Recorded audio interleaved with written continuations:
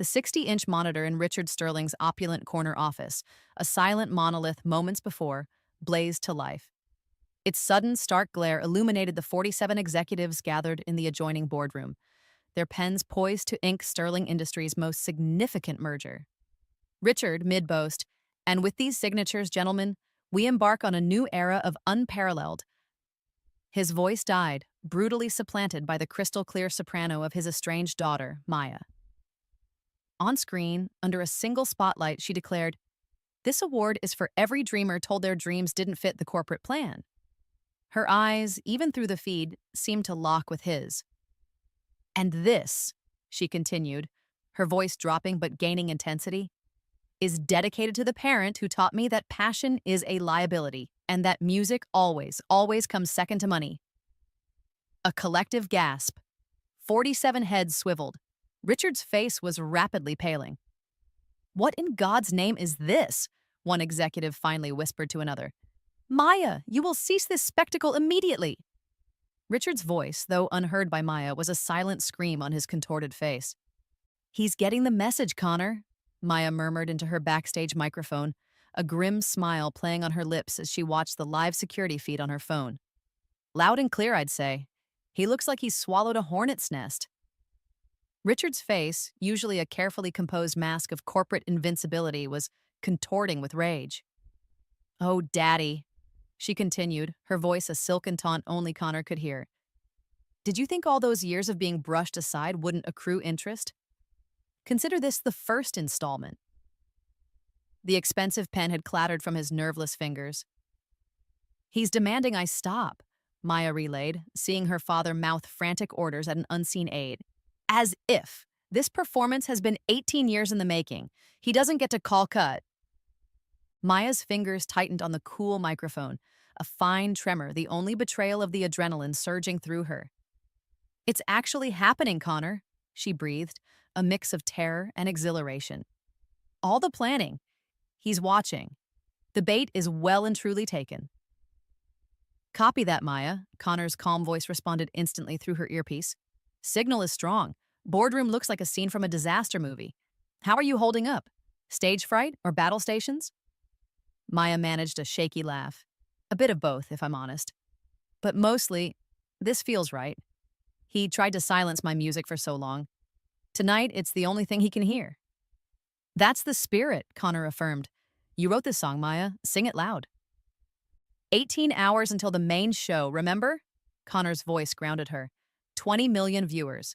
This boardroom stunt is just the opening act. "I haven't forgotten," Maya assured him, her voice hardening. 20 million, including every investor he's ever schmoozed, every sycophant who nodded along when he bragged about his sensible daughter finally coming to her senses. A bitter laugh escaped her. "Remember when he told the Hendersons I'd given up that little guitar hobby for a serious career in finance? God, the condescension. Tomorrow, they'll see what that little hobby can do to a stock portfolio," Connor said dryly. "The narrative is already shifting. You're the boardroom ballad bomber." "Catchy," Maya smirked. "Let them talk. Tomorrow, they get the full story, with footnotes." On her phone, Richard was apoplectic, his face puce, his furious gestures lost on the stunned executives. "Phase 1 complete, Connor," Maya whispered, a surge of grim triumph washing over her. "He knows I'm watching, and he knows this is just the overture." Loud and clear, Maya, Connor's voice was a comforting anchor. "The ripples are starting. Sterling Industries took a noticeable dip in after-hours trading. Nothing catastrophic, but the markets are definitely nervous." "Nervous is good," Maya replied, a predatory gleam in her eyes. "Let him sweat. Let them all sweat. What's the initial chatter? Am I the villain yet?" "Not quite. Audacious and unprecedented are popular. His PR team is probably in meltdown." "Excellent," Maya said, a sharp smile. "The warning shot's been fired. Tomorrow, the siege begins." The image of her father's face, a mask of apoplectic fury frozen on her phone screen, was Maya's signal to escalate. There would be no pause, no moment for Richard Sterling to regroup or deploy his usual arsenal of corporate damage control.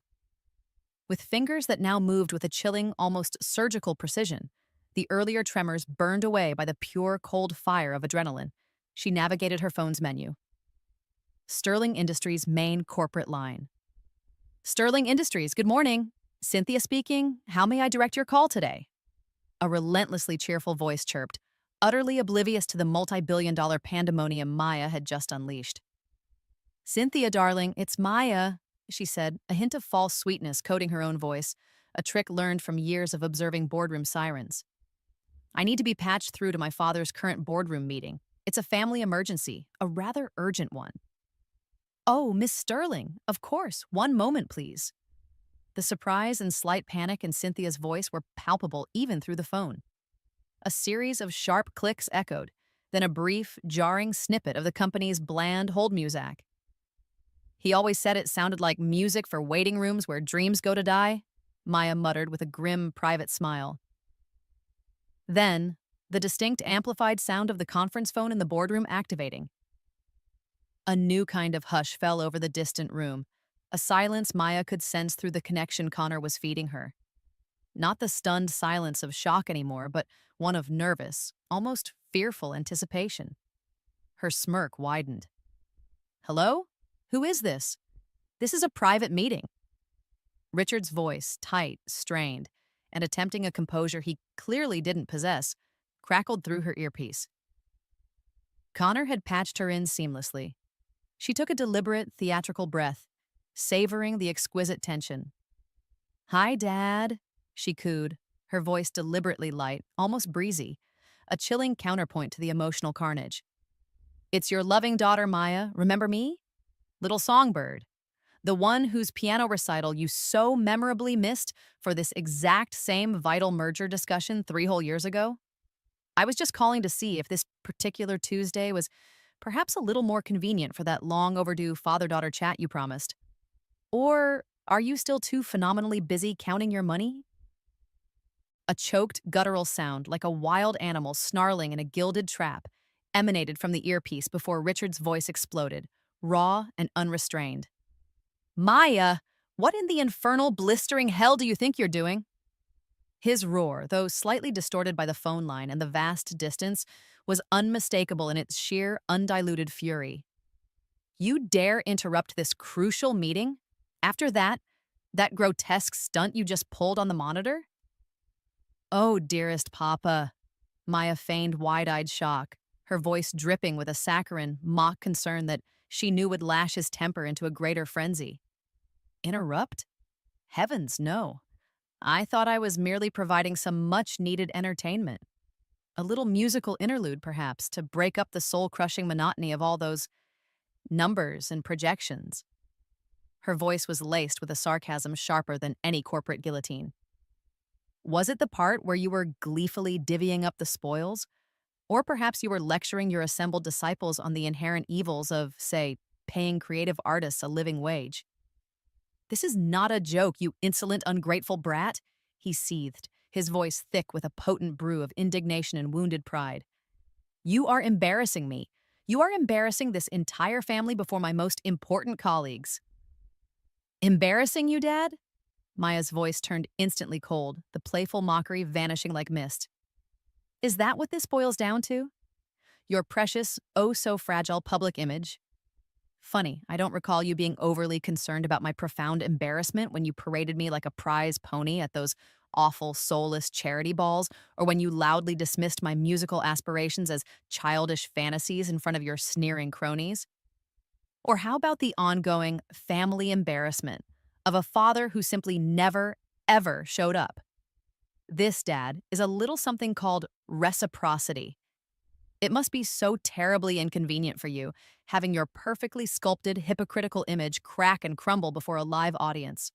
Almost as inconvenient. Her voice dropped to a venomous, bone-chilling whisper. As my entire childhood being treated as a series of your unfortunate, easily dismissed inconveniences. I gave you everything a child could ever want, he bellowed, the classic refrain of the guilt-ridden parent. Everything, she retorted, her voice tight with controlled fury, except your time, your genuine respect, or a single damn about who I actually was. But, she cut herself off, reining in the centuries of hurt. let's not get entirely bogged down in ancient history just yet, shall we? We have so much fascinating new material to cover in today's session. Maya, Connor's voice, sharp and urgent, sliced decisively through her private earpiece, a welcome intrusion. Hold the Freudian fireworks for a beat. We've got big news flashing across all financial wires, and it's directly related to your performance art. Bigger than Dad threatening to disinherit me for the fifth time this call alone, Maya quipped, deftly muting her line to Richard, who was now launching into a tirade about loyalty and respect. Considerably bigger, stock market-wise, Connor replied, his tone grave but with an undercurrent of excitement. Sterling Industries just plunged, Maya. We're not talking a minor dip. It's a nosedive. We're looking at a full 2%, maybe even 2.5% by now, wiped off their value. It's a veritable bloodbath on the ticker. The Dow Jones is practically weeping in sympathy. 2.5%? Maya breathed, the number staggering even to her. Wow. Are they blaming me directly for that kind of drop? Oh, explicitly and with glorious sensationalist headlines, Connor confirmed. Current favorites include Grammy Rebel sinks father's empire ship, Sterling stock plummets, after daughter's scathing on-air accusations, and my personal favorite, the ballad of Richard Sterling, A Billionaire's Blues. Your music comes second to Moneyline? It's become an anthem for disillusioned artists and disgruntled employees everywhere. You're trending #1 globally, Maya, above cat videos, a brewing royal scandal, and a UFO sighting. The internet has unofficially crowned you, David, Moses, and Boudica all rolled into one, but with significantly better vocal control and stage presence. A slow, dangerous, deeply satisfied smile spread across Maya's face. Boudica, you say? I rather like that. She burned Rome and London to the ground, didn't she? Metaphorically speaking, Maya, let's keep it metaphorical, Connor cautioned quickly, though she could hear the grin in his voice. Just stick to burning down his stock price for the moment, okay? Unmuting her line, she addressed her still ranting father with chilling sweetness. So terribly sorry for that brief interruption, Dad. I was just receiving a rather electrifying financial update. It seems my little hobby, as you so charmingly called it, is having a rather dramatic and immediate impact on your company's share value. Who knew art could be so fiscally powerful or so very, very costly for certain individuals? You will live to regret this, Maya, Richard snarled, his voice raspy. Mark my words, young lady. Oh, I'm marking them, Dad, she said, her voice like honeyed poison. In bright red ink, all over your rapidly shrinking balance sheet. This isn't over, Maya, not by a long shot. Richard's voice was hoarse now, laced with a fury that was beginning to sound frayed around the edges, almost desperate. You think you can just waltz in here and destroy everything I've painstakingly built over a lifetime? Destroy, Dad? Such a dramatic word, Maya countered, her tone deceptively light. I prefer to think of it as merely redecorating your legacy with a bold touch of karmic justice. You seem to have developed quite a flair for the dramatic yourself today. It's a pity you didn't display such passion for, say, my school plays or my graduation. I'll see you ruined for this betrayal, he threatened, his voice cracking on the last word, revealing a sliver of the pain beneath the rage. Is that a binding promise or just another empty threat, Papa? She asked, her voice softening almost imperceptibly, a flicker of something unreadable in her eyes. Because, frankly, after a lifetime of your consistently broken promises, a reliably executed threat might actually be quite refreshing. With a decisive, almost gentle click, she ended the call, plunging the Sterling Industries boardroom into what she could only imagine was a stunned, chaotic, and deeply uncomfortable silence. Her own small, utilitarian dressing room felt suddenly vast and quiet. She took a deep breath, then another, the adrenaline beginning to recede, leaving a strange mixture of exhaustion and exhilaration in its wake. Her fingers, steady and resolute now, danced over her phone screen. A new recipient, Jessica Sterling. Time to spread the joy and ensure the pressure remained unrelenting. Dearest Jessica, she typed, a malicious little grin playing on her lips, the earlier flicker of emotion ruthlessly suppressed. So thrilled you and Richard could catch my rehearsal's rather intimate live feed today. Hope it wasn't too disruptive to your undoubtedly busy Tuesday. Just a little friendly heads up, darling, from your loving stepdaughter. Tomorrow night's Grammy acceptance speech, fingers crossed I actually win one, will be broadcast live to all of Daddy's major investors and the entire financial world. And trust me, I've got a whole spectacular second act planned, just for them. Might want to have the smelling salts ready for Richard. Or perhaps a very, very good lawyer. Just a thought. Sleep tight. MXOXO. She pressed send without a moment's hesitation. Phase 2 was now well and truly engaged.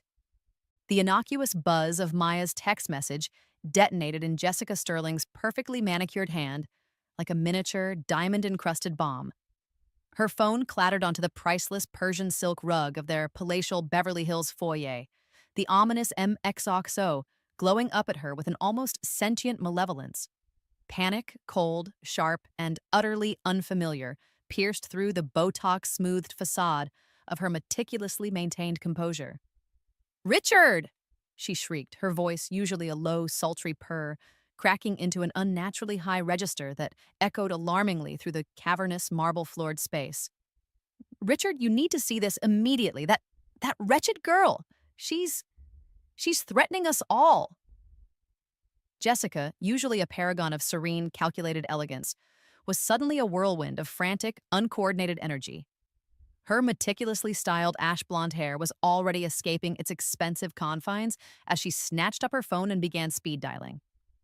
"Marcus, it's Jessica Sterling. Yes, the Jessica Sterling. Don't sound so surprised, darling. This isn't a social call. We have a situation, a code red, a family emergency of the most public kind." Her voice was tight with barely suppressed hysteria. "My stepdaughter. No, you wouldn't know her. She's been estranged for years. Well, she's threatening to go public with private family matters. At the Grammy Awards, can you imagine the sheer vulgarity?" "Yes, Marcus, the Grammys. You need to kill it. Kill the story." "What do you mean, which one?" "The one that's about to tank my husband's company. I don't care what it costs, just make it go away." She disconnected and immediately dialed another number. "Kiki, darling, it's Jessica. You owe me. Remember that little Aspen incident with the ski instructor? Well, payback time, sweetie. I need you to dig up every scrap of dirt you can find on a wannabe singer named Maya. Yes, Maya, last name Sterling, unfortunately. Find the skeletons, Kiki, and fast." "What kind of skeletons are we talking, Jess?" Kiki's voice drawled languidly from the other end. "The rattling kind, darling. Anything. Professional, personal, bad hair days, unpaid parking tickets. Just make her look unstable, unreliable, a complete and utter lunatic. That's your specialty, isn't it?" She barely registered Richard storming through the massive, ornate bronze front doors, his face a thundercloud of apoplectic rage, his usually immaculate Savile Row suit looking as though he'd wrestled a bear in it. His silk tie was askew, his collar unbuttoned. The toxic remnants of his disastrous, Maya-hijacked boardroom meeting clung to him like a radioactive aura. He ripped his own phone from his ear, where he'd clearly been receiving an agonizing earful from his legal team, and slammed it down with brutal force on a priceless Louis XV console table. The crack of impact made Jessica jump. "That ungrateful, treacherous, publicity-starved little viper!" Richard bellowed, his voice raw and shaking with fury. "She's not just trying to embarrass me, Jessica. She's trying to dismantle everything I've ever built, my company, my reputation, my entire goddamn life." "The merger, Richard?" Jessica whispered, her own calls forgotten for a moment, her eyes wide with a new, more material fear. "What about the merger? Is it dead?" Richard simply glared, a muscle twitching uncontrollably in his jaw, his silence a more terrifying answer than any tirade.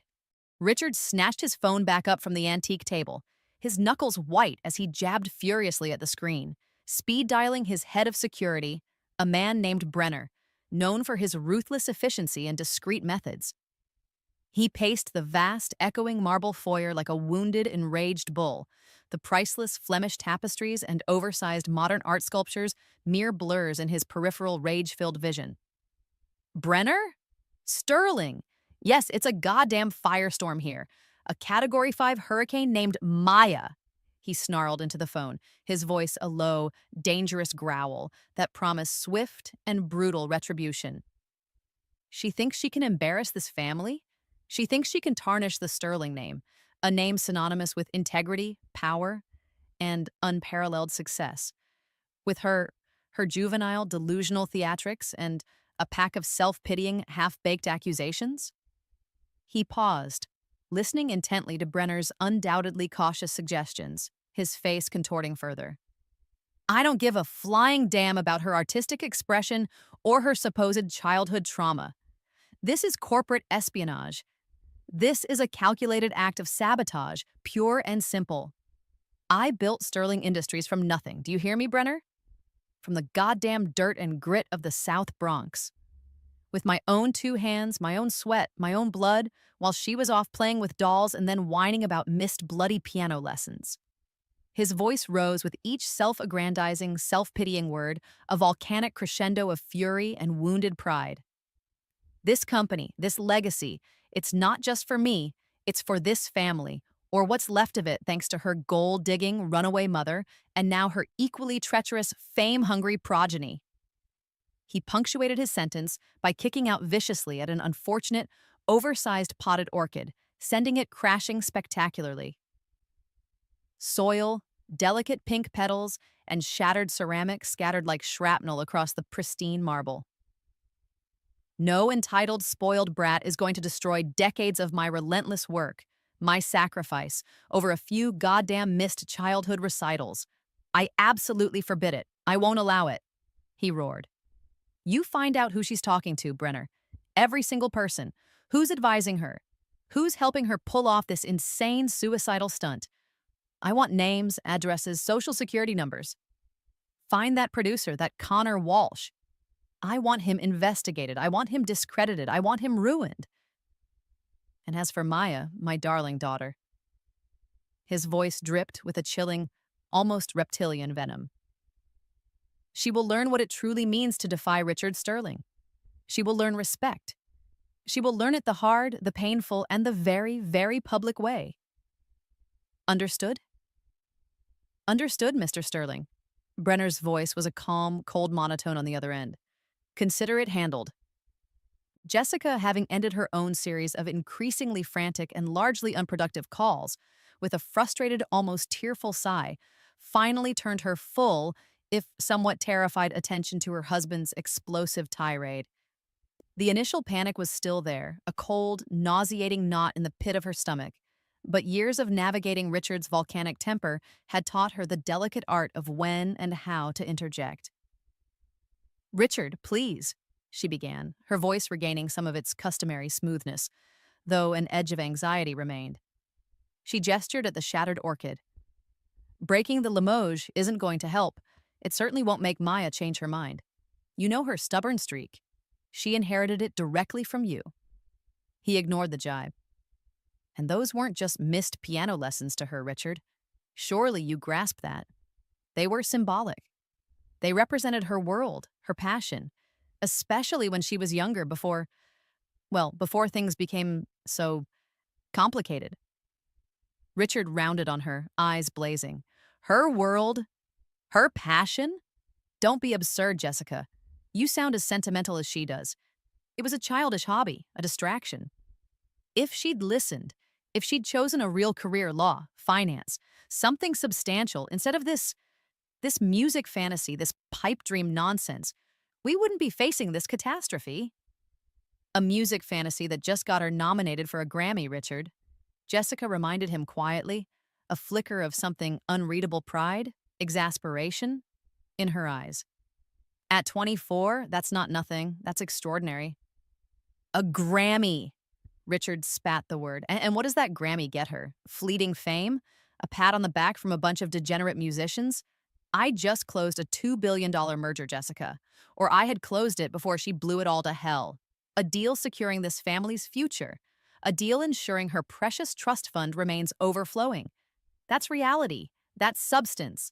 Not some gold-plated trinket and a sob story about her dear old dad.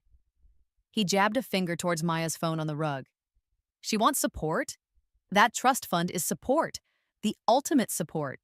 It means she never has to worry, unlike her mother who ran off with nothing but debts. Is that what this is really about, Richard? Jessica asked softly, her eyes searching his. Still punishing Maya for Elizabeth leaving you all those years ago? Using her as a proxy for your anger at her mother? Richard recoiled as if slapped. Don't you dare bring Elizabeth into this. This is about Maya's betrayal, her disloyalty, her utter lack of gratitude for everything I've provided. A heavy, oppressive silence descended upon the opulent Beverly Hills mansion, broken only by Richard's ragged breathing and the distant, mocking chime of a grandfather clock. The air was thick with unspoken resentments, with the acrid smell of fear and fury. Jessica stared at Richard, her face pale, the usual mask of serene socialite cracking. He had turned away, gazing out through the towering arched window at the floodlit gardens, though he saw none of their beauty, only the red mist of his rage and the looming threat to his empire. The sheer, cold luxury of their surroundings, the priceless art, the antique furniture, the silent, uniformed staff who had discreetly vanished, felt suddenly sterile, a gilded cage. This was the Sterling dynasty under siege. Miles away, the atmosphere at Maya's rehearsal venue was anything but silent. It buzzed with raw, electric energy. Stage lights flooded the utilitarian space in harsh white heat. Cables snaked across the floor. Crew moved with focused intensity, and the air thrummed with the powerful beat of Maya's band. Maya herself, sweat sheening on her forehead, a fierce grin on her face, was in her element, her voice soaring. Again! She shouted to her band over the music, vibrant with passion. From the bridge! Make it angrier! I want it to snarl! Connor, did that last run have enough bite out front? Did the bass cut through like a chainsaw? Like a goddamn revolutionary anthem, Maya! Connor's voice crackled back through her monitors, laced with admiration. Loud, clear, and utterly terrifying for any Sterling in a 5-mile radius. The bass was gut-punch perfect. Your father's lawyers are probably drafting cease and desist orders as we speak. Maya threw back her head and laughed, a sound of pure defiance. Let them draft! They can't silence this. This is just the sound check for the New World Order, Connor.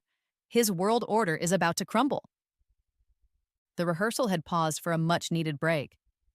The band members were scattered, nursing water bottles and energy drinks, the earlier adrenaline giving way to a weary satisfaction. Maya sat on the edge of the stage, towel around her neck, staring blankly at her scuffed combat boots. The initial triumphant buzz from her direct confrontation with Richard and the subsequent text to Jessica was fading, replaced by a gnawing unease. It had felt good, powerful even, to finally strike back. But the victory was hollow, the war far from over. Connor approached, his usual calm demeanor slightly ruffled, an iPad clutched in his hand like a shield. He pulled up a battered touring case to sit beside her. You okay? He asked, his voice softer than usual. That was intense. Both the call and the Jessica text. You're playing with dynamite, Maya. Maya shrugged, attempting a nonchalance she didn't feel. He's had it coming for years, Connor, decades.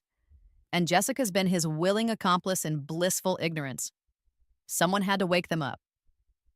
Well, you certainly did that, Connor conceded. The markets are still jittery, and my phone hasn't stopped buzzing with reporters offering their firstborn for an exclusive. But there's something else. Something I found. He hesitated, a rare occurrence for him. Something that might reframe things, considerably. A knot of apprehension tightened in Maya's stomach. Reframe what? What have you found, Connor?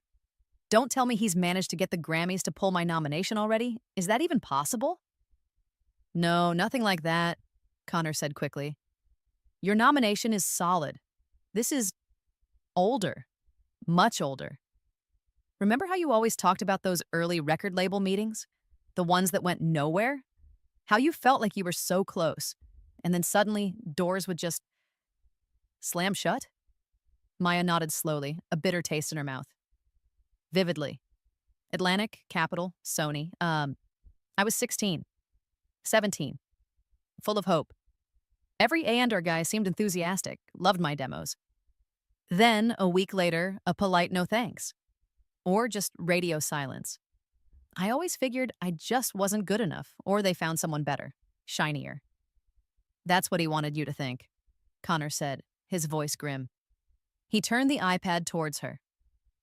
On the screen was a scanned letter on Sterling Industries' letterhead dated over a decade ago. It was addressed to a prominent AANDR executive at Sony Music. Maya's blood ran cold as she read her father's familiar, arrogant signature at the bottom. What? What is this? She whispered, her voice barely audible. This, Maya, Connor said gently but firmly, is one of several. I had a source, someone who used to work in Richard's inner circle, someone who owed me a very big favor and who, frankly, despises your father.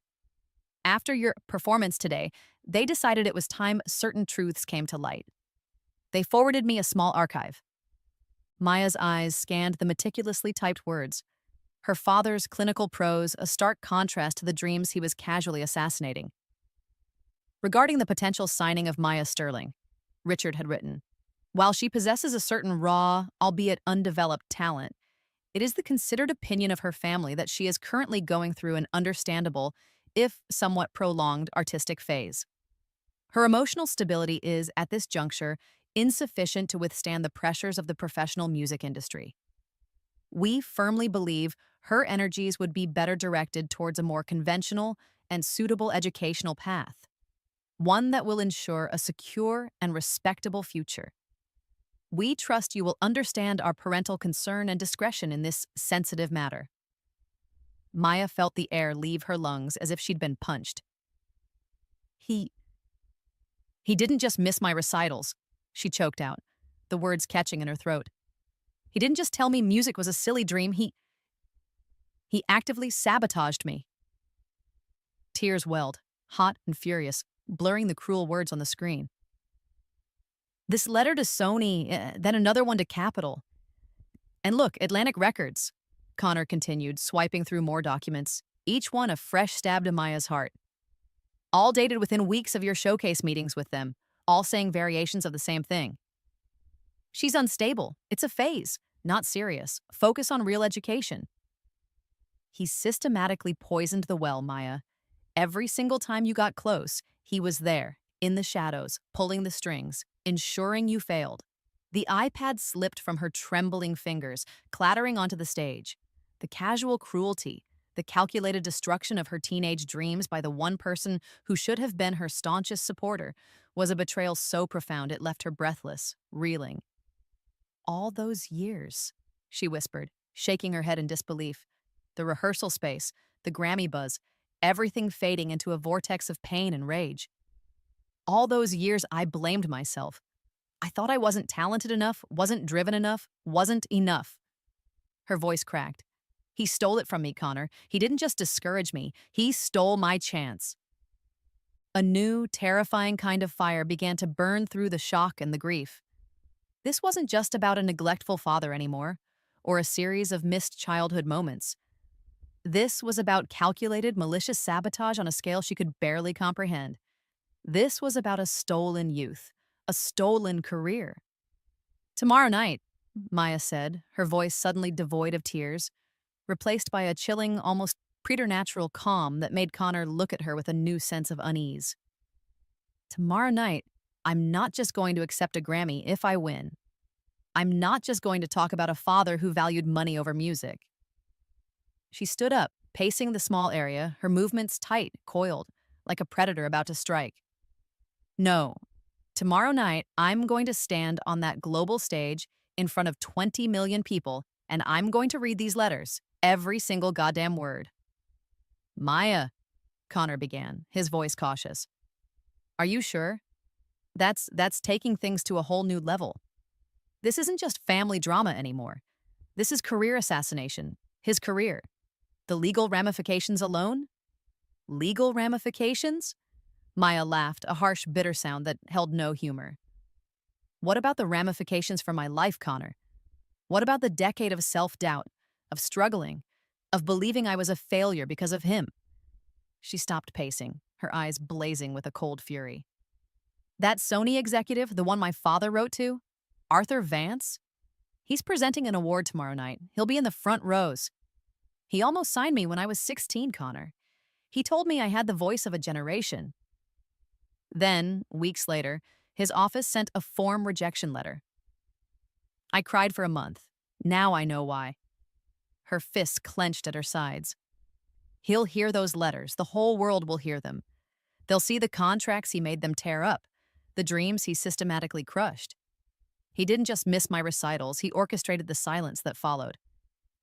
I'll need copies, she stated, her voice flat, all emotion seemingly burned away, leaving only a core of diamond-hard resolve. Physical copies of every letter, every email. And if there are any contracts that were drafted but never signed because of his interference, I want those too. Can your source get them, Connor? Tonight? Connor looked at her, seeing not the wounded girl of moments before, but a woman transformed. A warrior girded for a battle she had unknowingly been fighting her entire life. He nodded slowly. I think so. My source is motivated. They mentioned something about a final FU to Richard Sterling. This would certainly qualify. But Maya, once you do this, there's no going back. Ever. This will be a declaration of war from which neither of you can retreat. Good, Maya said, her voice a whip crack. He declared war on my dreams when I was a child. It's just taken me this long to realize I need to fight back with weapons he understands. Exposure, humiliation, the destruction of a carefully curated image.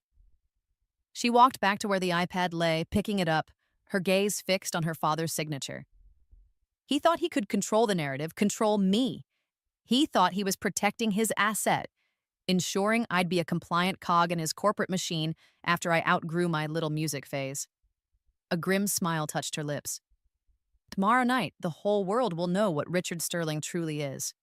Not a titan of industry, but a thief. A thief of dreams. My dreams.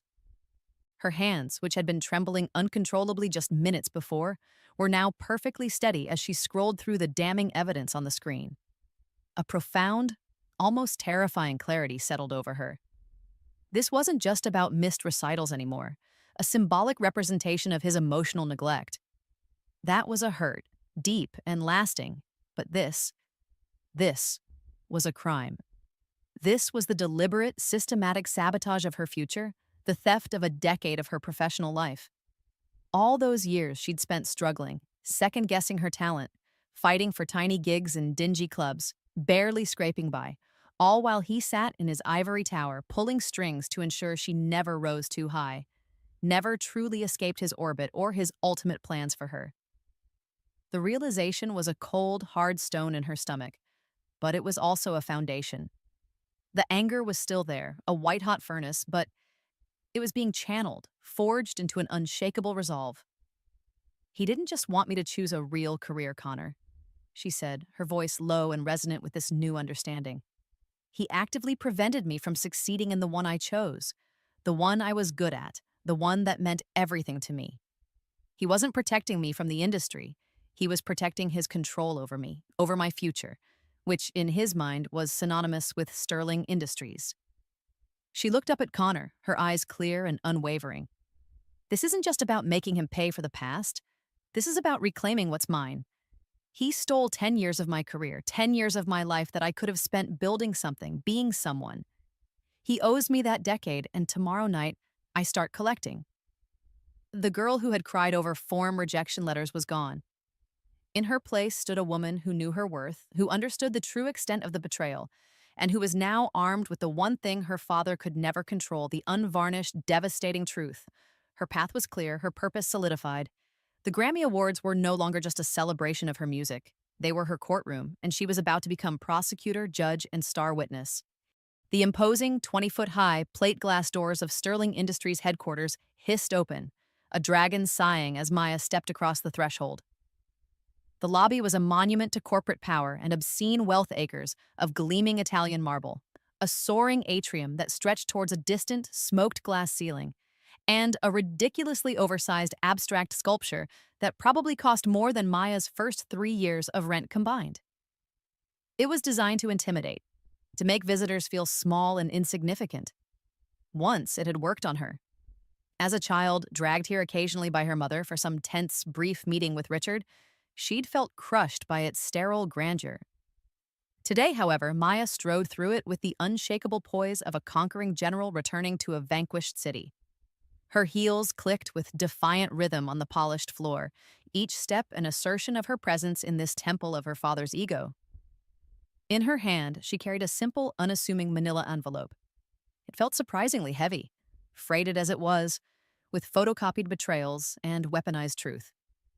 She approached the massive, intimidating security console, a fortress of brushed steel and tinted glass. The uniformed guard behind it, a man whose name tag read Franklin, looked up, his expression initially bored, then widening slightly in recognition. Maya offered a cool, polite smile. "Good morning," she said, her voice calm and steady, betraying none of the turmoil that had raged within her just hours before. The discovery of her father's detailed sabotage had burned away the last vestiges of her fear, leaving behind a core of pure, cold resolve. "I have a delivery for Mr. Richard Sterling's personal office. Could you please ensure this gets to him immediately? It's rather urgent." She placed the manila envelope on the cool marble countertop. "It contains," she added, her eyes meeting Franklin's with unwavering directness, "copies of some rather illuminating emails Mr. Sterling sent to Capitol Records back in 2019. I believe he'll find them memorable." Franklin, a man probably in his late 50s with kind eyes and a neatly trimmed gray mustache, blinked, then leaned forward slightly, his professional demeanor momentarily forgotten. A slow smile of dawning comprehension spread across his face. "Well, I'll be," he whispered, his voice dropping conspiratorially as he glanced around the mostly empty cathedral-like lobby. You're you're her, aren't you? Maya Sterling, the Grammy girl." He grinned, a genuine, almost boyish expression that softened the stern lines of his uniform. "My daughter, Sarah, she's absolutely crazy about your music.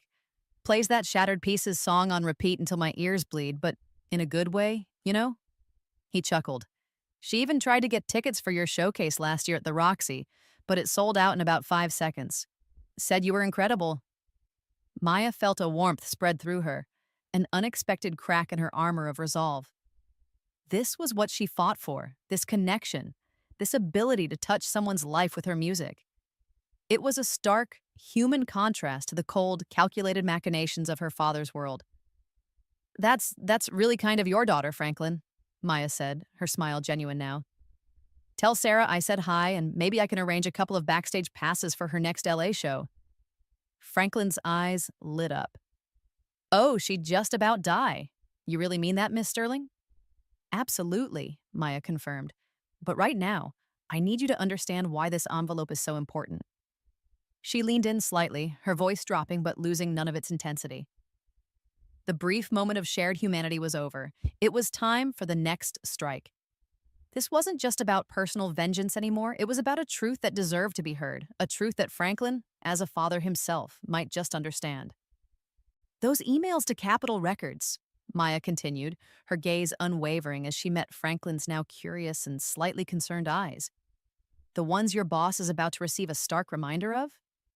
In them, Richard Sterling informed their head of ANDR that I, his own daughter, was, and I quote, suffering from significant emotional instability and lacked the requisite fortitude and mental balance to handle the pressures of a professional recording contract."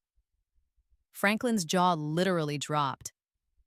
"Jesus, Mary, and Joseph," he breathed, his earlier joviality vanishing, replaced by a look of shocked disbelief.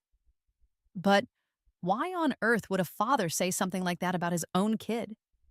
Especially when you're clearly not any of those things. You're up for a Grammy." "Exactly," Maya affirmed, a bitter twist to her lips. "Why would he?" "Simple, Franklin. Because he needed me to fail. He needed me to give up on my pipe dreams, as he so charmingly calls them, and take my rightful place within Sterling Industries after college. He had my entire life mapped out. A sensible business degree, a corner office with a view probably next to his, and eventually, a marriage to some equally soulless corporate scion to consolidate the dynasty." She paused, letting the ugly truth sink in.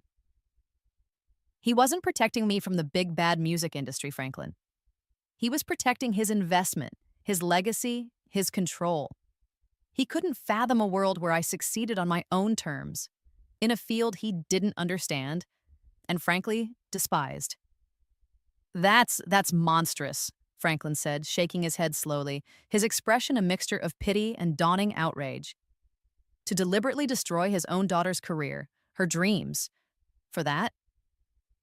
Now you understand, Maya said, her voice flat but resonant with the weight of years of such betrayals. Now you understand why tomorrow night's Grammy broadcast, should I be fortunate enough to have a platform, will include a detailed reading of these emails and others like them. The world needs to know who Richard Sterling truly is, beyond the carefully polished facade of the benevolent billionaire. She gently pushed the envelope a little further across the counter. So, yes, Franklin, it's urgent. He needs this preview. He needs to know exactly what's coming for him. Franklin nodded slowly, his expression now one of grim understanding. I'll make sure he gets it personally, Miss Sterling. Right away. He picked up the envelope as if it were a volatile substance.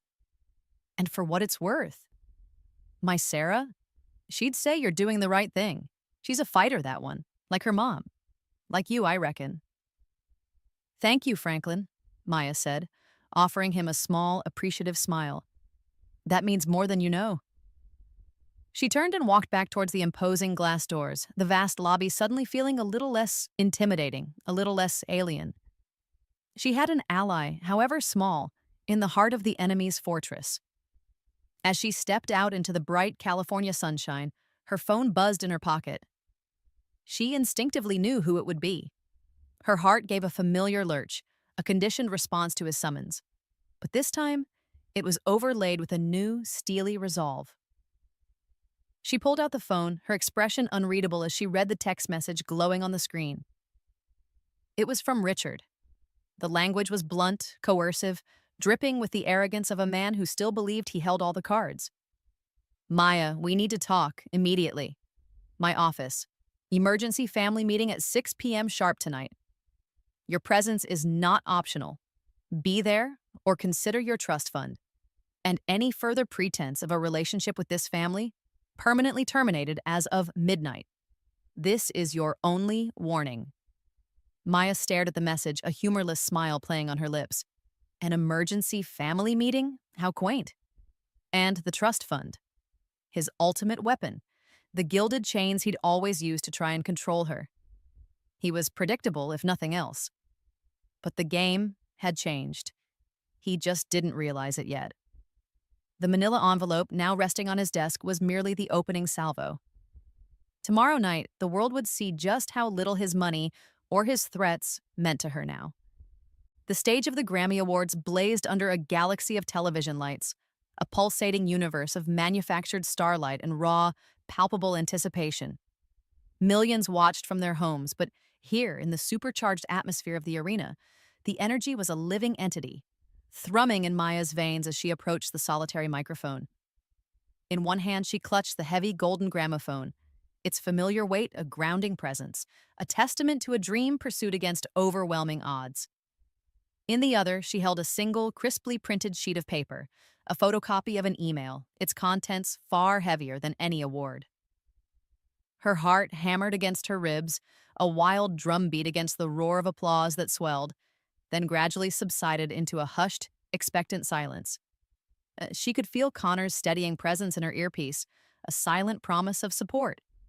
Her eyes swept across the vast, shadowy expanse of the audience, a sea of expectant faces, searching for one in particular, Arthur Vance of Sony, the executive who had nearly been her first champion. Then, her gaze, broadcast on a dozen jumbotrons, settled with unwavering intensity directly into the main camera lens, a conduit to the millions beyond, and to one man she knew was watching with a dread he richly deserved. Wow, she began, her voice surprisingly clear, ringing with an emotional resonance that captivated the arena.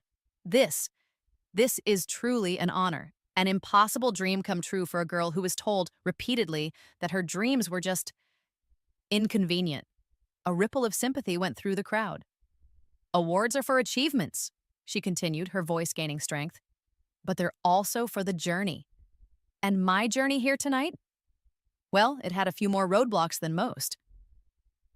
She paused, letting the anticipation build, her grip tightening on the email. This was it, the point of no return. The moment she reclaimed her story, her life, from the man who had tried to write it for her. 6 years ago, Maya declared, her voice now ringing with a steely conviction that cut through the charged air. Just as my music was starting to find its wings, just as I was on the cusp of what I believed was my first real break, my father, Richard Sterling, a man known to many of you for his business acumen rather than his artistic sensibilities, wrote a deeply concerned letter to the head of A&R at my dream record label. She unfolded the printed email, the rustle of paper amplified by the microphone, a small sound that seemed to echo with the weight of years of deception. She began to read, her voice clear, measured, each word a perfectly aimed dart. He wrote, and I quote directly, "Regarding Maya, while she possesses a certain raw talent, it is our considered familial opinion that she is currently navigating a rather pronounced artistic phase. More worryingly, she lacks the essential emotional stability and requisite mental fortitude for the undeniable rigors and inherent pressures of a professional music career. We strongly believe her focus should be redirected towards a more suitable and traditional educational path." A shocked murmur rippled through the arena, quickly hushed as Maya continued, her voice unwavering. He concluded by saying, "We trust you will appreciate our parental concern in this delicate family matter and act with appropriate discretion to ensure Maya is not unduly burdened by premature professional expectations." Just as she finished the quote, a frantic, distorted voice erupted in her earpiece. "Maya, don't you dare! Stop this right now! This is a private family matter. You're destroying everything." It was Richard, his voice raw with panic and fury, patched through by Connor from somewhere in the horrified watching audience. Maya didn't flinch, her gaze remaining fixed on the camera. "That, ladies and gentlemen," she announced coolly to the global audience, "was the voice of my father, Richard Sterling, still attempting to control the narrative even now." Richard's voice sputtered again in her ear. "I was protecting you, Maya, protecting you from an industry that chews up and spits out young artists, an industry you weren't ready for." "Protecting me?" Maya's laugh was short, sharp, and devoid of humor, a sound that conveyed a universe of pain and betrayal. "No, Dad. You weren't protecting me. You were protecting your meticulously crafted plan to make me your corporate successor, another cog in the Sterling empire. You were protecting your ego, your desire for absolute control. I built that company for our family's future. For your future." Richard's voice was a desperate roar in her ear, a wounded animal lashing out. "You built it by attempting to steal mine," Maya shot back, her voice now ringing with the full force of her righteous anger. "But here's the beautiful, inconvenient truth, Dad. I rebuilt my career despite you. Despite your letters, despite your lies, despite your relentless campaign of sabotage.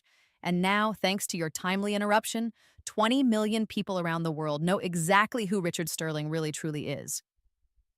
The applause began then, hesitant at first, then swelling into a tidal wave of support, a roar of affirmation that seemed to shake the very foundations of the arena. Maya held up a hand, gracefully quieting the thunderous applause. She carefully placed the golden gramophone on the podium, its polished surface reflecting the dazzling lights, a symbol of the success he had tried so desperately to deny her. Then, with a deliberate, almost reverent gesture, she reached into the pocket of her gown and pulled out another document.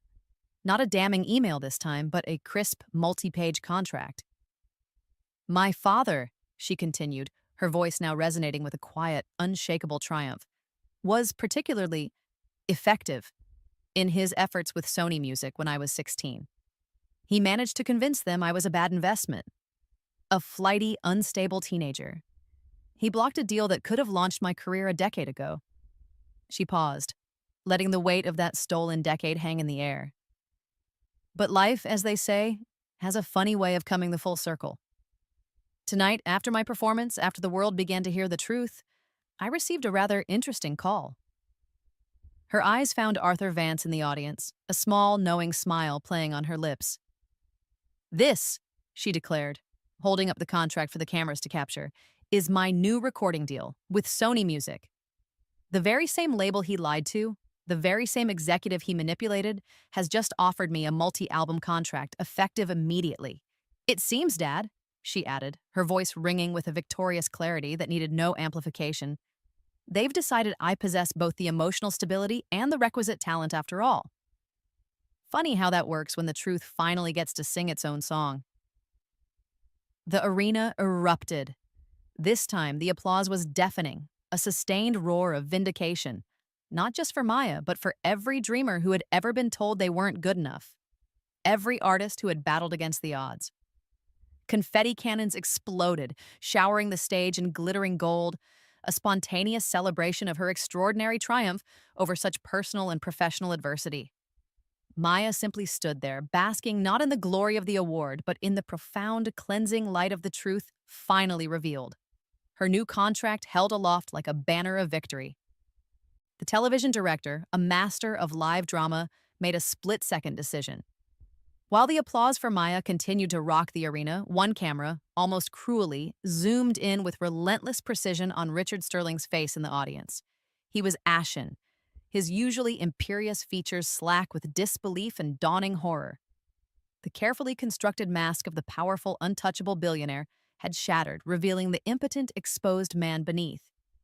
His wife, Jessica, sat beside him, frozen, her hand hovering near his arm but not quite touching him, her own face a mask of carefully concealed panic and social ruin.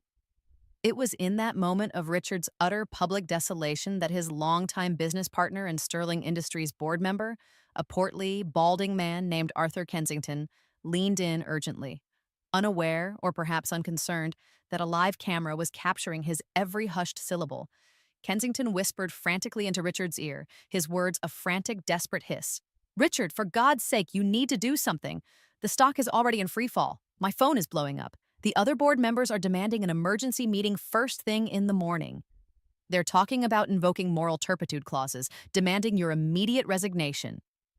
Richard seemed to shrink under the assault, his eyes darting around like a trapped animal, seeing not the glittering celebrities or the adoring fans, but the accusing stares, the whispers, the undeniable reality of his empire crumbling around him, live, on global television, brought crashing down by the daughter whose spirit he had tried and spectacularly failed to break.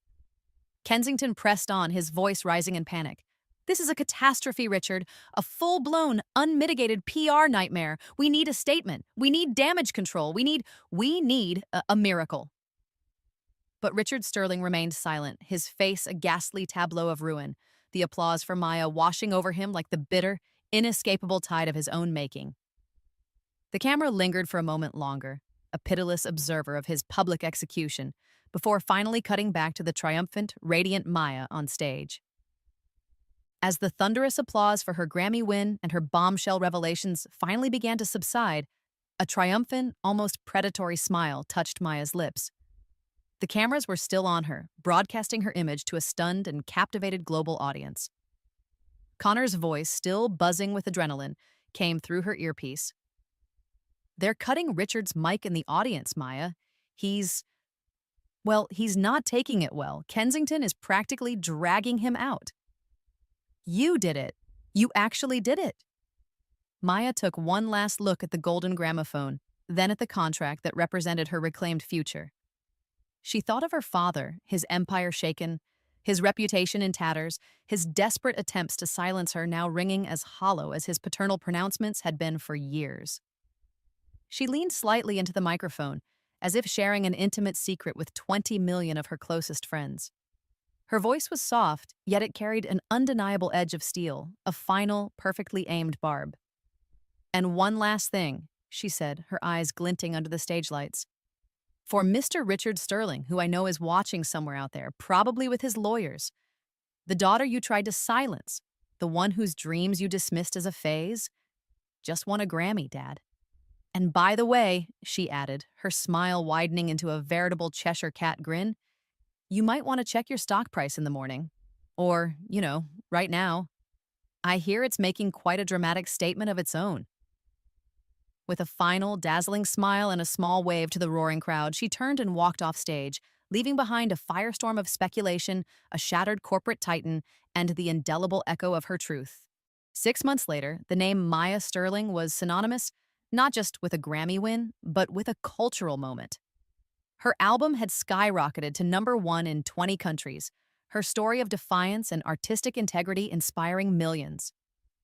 Tonight, she stood backstage at Madison Square Garden, the legendary arena sold out to its rafters, the roar of the crowd a physical pressure against the closed doors.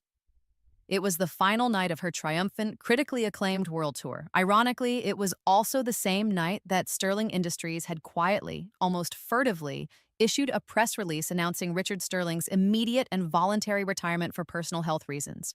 The euphemism was so transparent it was almost laughable. Maya had read the news on her phone just an hour before, a wry smile her only comment. As she took a sip of water, preparing for her encore, Connor handed her a note, then gestured towards a shadowy figure he'd discreetly pointed out to her earlier, standing unobtrusively in the back row of the arena, almost hidden in the cheap seats.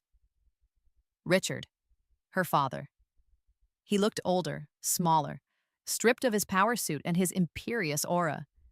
He was just a man watching his daughter, his expression unreadable from this distance. But he was there. He was finally, unequivocally, listening to her music. Connor then handed her a satellite phone, his expression neutral. "It's him, Maya," he said quietly. "Your father. He insisted. Says it's important." Maya hesitated for only a heartbeat before taking the phone. "Hello?" she said, her voice carefully devoid of inflection. "Maya, it's Dad." Richard's voice came through, no longer booming with authority, but quiet, hesitant, almost broken. I just wanted to say, your show, it's incredible. You're incredible." A long pause. I bought a ticket, Maya, to every single show on your entire North American tour, and I promise you, from now on, I'll be there for all of them. Every song, every recital, every single time. If you'll still have me in the audience." Maya listened, her expression unreadable.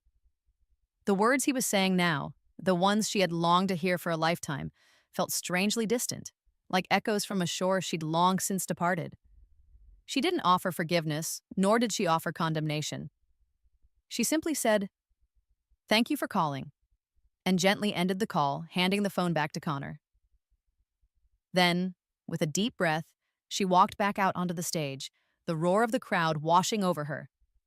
"Thank you, New York!" she yelled, her voice hoarse but exhilarated. "I have one more for you tonight. This is for anyone, anywhere, who ever believed their dreams were worth fighting for, no matter who told them otherwise." The opening chords of Shattered Pieces, her most personal anthem, filled the arena. And as she sang, a single, powerful spotlight, as if guided by an unseen hand, drifted towards the back row, finding and illuminating the solitary figure of Richard Sterling. Tears, unheeded and unashamed, were streaming down his face as he stood amidst the cheering thousands.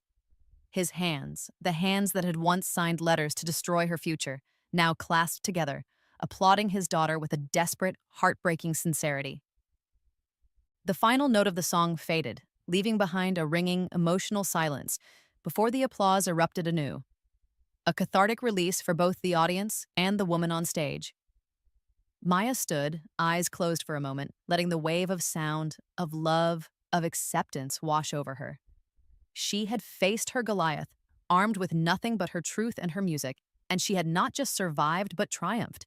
She had rewritten her narrative, reclaimed her voice, and in doing so, had perhaps, just perhaps, allowed her father to begin finding his own path towards a different kind of future, one not measured in dollars and cents, but in moments of genuine connection, however late they had come.